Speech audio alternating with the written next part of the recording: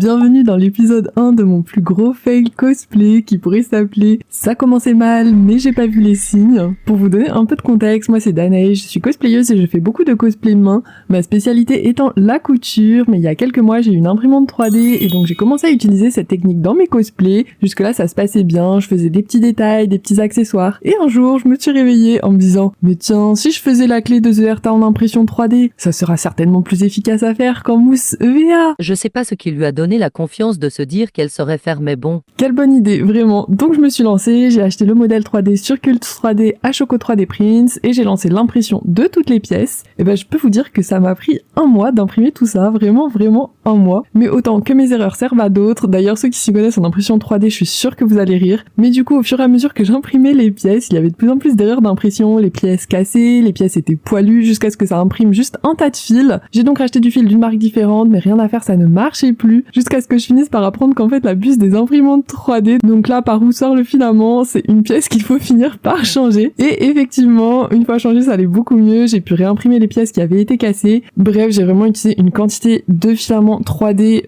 j'ai mal à mon porte-monnaie. Mais après avoir autant galéré sur la partie impression, je me suis dit, ça y est, y a plus qu'à assembler, ça va aller. Little did she know. Et ben je vous dis à bientôt pour le prochain épisode.